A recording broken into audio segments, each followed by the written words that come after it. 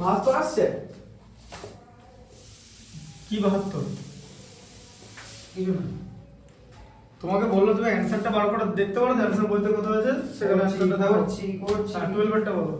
তো বলেছে on selling A calculator for ₹1325 man gains. হ্যাঁ আচ্ছা দেখো তাহলে সেলিং প্রাইস হচ্ছে 1325 হ্যাঁ সেলিং প্রাইস এটা, তাই তো? আর প্রফিট কত হয়েছে? 6%। প্রফিট 6% হয়েছে, তাহলে তোমাকে কস্ট প্রাইসটা বার করে নিতে হবে তো। আচ্ছা প্রফিটটা কিসের উপর হয়? কস্ট প্রাইসের উপর, তাই তো? তাহলে কস্ট প্রাইসকে বি ধরলাম, তাহলে 6%, তো তাহলে দেখো 106 বি, এই যে 6% প্রফিট হলো বাই এটা, বুঝে গেছো? আচ্ছা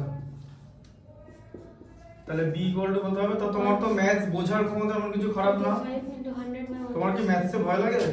হ্যাঁ মানে ভয়টা কি মানে বলেছে? তুমি কোত্থেকে জানলে? 17 আনসার এসছে তো।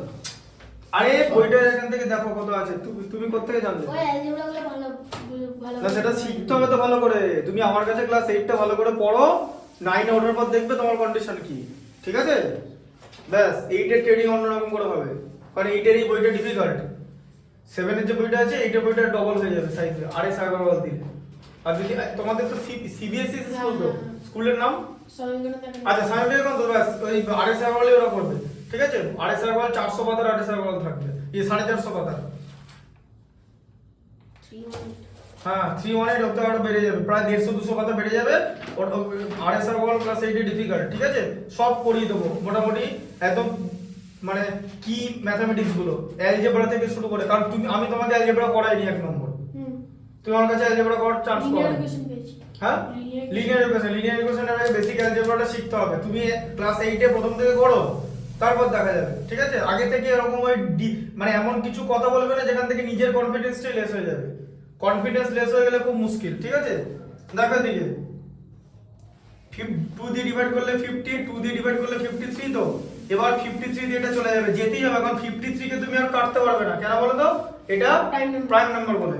তাহলে দেখো 1325, তাহলে 1325 তাকে 53 দিয়ে করছি, 2 দিয়ে মাল্টিপ্লাই করলে 1006 হয়, 265, 5 দিয়ে মাল্টিপ্লাই করলে, ঠিক আছে? ওহ ঠিক আছে, তাহলে এটা কত হচ্ছে? 25 into 50, তো আবার 25 কে 5 দিয়ে মাল্টিপ্লাই করলে 1250, তাহলে বি কত হচ্ছে? 1250। So this is the amount. তাহলে কস্ট প্রাইস হচ্ছে, তাহলে কস্ট প্রাইস হয়ে গেল, তাহলে তোমার কস্ট প্রাইস বেরিয়ে গেল, তাই তো? এবারে কি করতে বলেছে বলো? যে এটাকে আবার সেল করতে বলেছে, তাই তো? সেল করে কি করতে হবে? How gain 4%। 4% গেইন করতে বলেছে, তো 4% গেইন করা মানে আবার কি হবে? কস্ট প্রাইসের উপর 4% গেইন হয়, তো এটা কস্ট প্রাইস ছিল, তো 4% গেইন মানে ফ্র্যাকশন কি হবে বলেছি? মানে প্রফিট হয়েছে গেইন, প্লাস হয়ে যাবে তাহলে কত হবে? 100 এর উপর কত হবে? 4। তাহলে 104/100 হবে, বুঝলে কনসেপ্টটা পড়ে? আচ্ছা এটাকে একটা দিয়ে কেটে দিলে, এটাকে রেখে দেবে, আর কিছু করার দরকার নেই, ঠিক আছে? ডেসিমেল আছে আর না এটাকে করতে পারো, 10 কে 5 দিয়ে করে দাও 2, এটাকে 5 দিয়ে 25, ঠিক আছে? এটাকে 2 দিয়ে করে দাও হচ্ছে 52, তাহলে 52 into 25, ঠিক আছে? তাহলে 52 into 25, তাহলে কত হচ্ছে? 520